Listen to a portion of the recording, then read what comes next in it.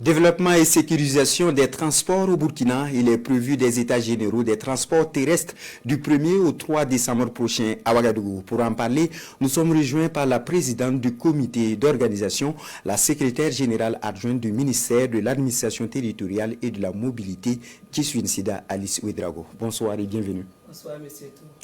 Les travaux s'ouvrent demain dans la salle de conférence de Ouaga 2000. Qu'est-ce qui justifie l'organisation des états généraux à ces moments précis? Merci pour cette invitation à la RTB.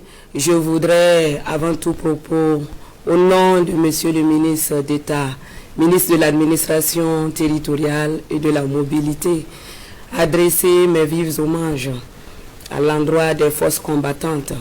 Leur courage, leur résistance et leur sacrifice permettent à notre pays de tenir debout malgré les différentes menaces. Leur engagement est intrinsèquement lié à la continuité de nos activités économiques et notamment le secteur des transports. Pour revenir à votre question, vous savez que nous sommes dans un tournant décisif pour la reconquête de notre souveraineté nationale et cela implique que nous revisitons l'ensemble de nos politiques publiques, que nous repensons également nos modes de gouvernance et surtout que nous puissions nous aligner sur la vision de la révolution progressiste populaire.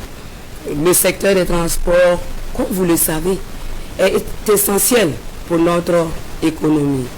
Et il fait face à de nombreux défis. Défis de la demande croissante de mobilité, infrastructures insuffisantes.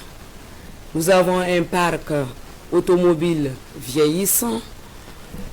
Les services de transport, dans le cadre de leurs activités, sont confrontés par moments à une pression sécuritaire dans certaines zones. Nous notons également que l'insécurité routière reste préoccupante. La professionnalisation des acteurs, elle également, enregistre encore beaucoup de limites.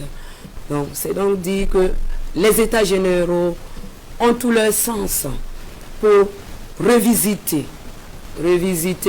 la gouvernance, la réglementation et l'organisation même du secteur afin d'améliorer durablement la mobilité des personnes et des biens.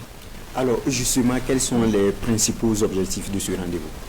Les objectifs spécifiques visés par la tenue donc, de ces états généraux, c'est déjà d'arriver à établir un état des lieux exhaustif du fonctionnement du secteur et sur la base de ce diagnostic qui est posé, qu'on puisse formuler et définir les priorités stratégiques afin même de définir quelles sont les réformes nécessaires à mettre en œuvre pour accélérer l'amélioration de l'accessibilité, améliorer la sécurité et la qualité des services de transport, toujours au bénéfice des populations burkinabées. Alors, SGA, quel parallélisme entre les consultations générales et cette rencontre nationale de Ouagadougou? Merci. Effectivement, pour l'organisation générale de ces états généraux, nous avons d'abord procédé à des consultations régionales qui ont été présidées par les gouverneurs des régions et qui ont permis de définir quelles sont les préoccupations réelles des acteurs au niveau local sur l'ensemble des modes de transport. Parce que les discussions se sont menées par thématique. En prenant les modes de transport routier, là-bas, carrément on a dû descendre jusqu'au niveau des catégories de transport afin de cerner les préoccupations de chaque catégorie de transport. Également, nous avons eu à discuter sur les transports ferroviaires, le transport fluvial, mais également les consultations régionales ont permis de discuter de questions spécifiques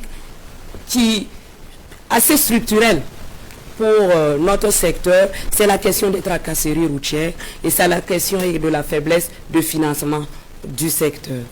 Voilà un peu résumé et ce sont les conclusions de ces travaux au niveau local qui ont été consolidés dans le cadre d'un rapport qui va servir de base pour les discussions au niveau de Ouaga. L'ensemble des participants auront à débattre autour donc des propositions qui ont été faites au niveau local et porter également leur contribution pour enrichir ces propositions-là. On voit vraiment que vous êtes allé au niveau local. Quels sont les acteurs attendus à ces assises et qu'est-ce qui est réellement attendu d'eux?